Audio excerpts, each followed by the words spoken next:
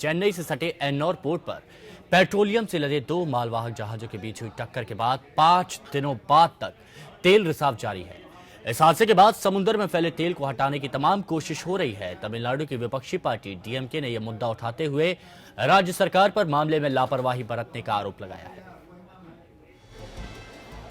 चेन्नई के एन्नौर बंदरगाह के पास तटीय इलाके में फैले तेल को साफ करने के लिए हजारों कर्मचारी दिन रात जुटे हैं। समुद्र के बड़े हिस्से में तेल फैलने के कारण समुद्री जीवों के जीवन और मछुआरों की आजीविका पर संकट पैदा हो गया है।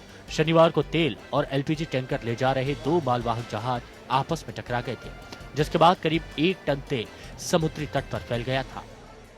Yesterday, we have involved some 1,025 persons in this work, and we have removed 24.5.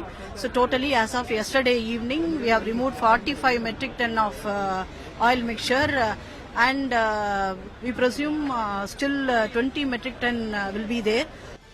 केंद्र और तमिलनाडु सरकार हालात पर काबू पाने के सारे उपाय कर रहे हैं। प्रदूषण को रोकथाम करने वाले समूह के सदस्य तेल से काले पड़ चुके तट को साफ करने में लगे हैं। सभी प्रभावित इलाकों में समुद्री प्रदूषण को रोकने के उपाय किए जा रहे हैं। चेन्नई के मरीना समुद्री तट पर पर्यावरण कार्यकर्ता सफाई में लगे हुए हैं। हालांकि सरकार पर काम में ढिलाई बरतने के आरोप भी लगे हैं। After 3 days, they have said that there is an oil spill and they're trying to contain it. But the government agencies have not come together actually to clear up the mess. And the spill has reached the Chennai beaches even 35 kilometers away. And it's a big threat to the marine ecology, the environment and the fishermen's livelihood. यह हादसा उस वक्त हुआ जब समुद्री जहाज MT don Kanchipuram Ennore बंदरगाह से बाहर जा रहा था और बीडब्ल्यू मैपल जहाज बंदरगाह आ रहा था।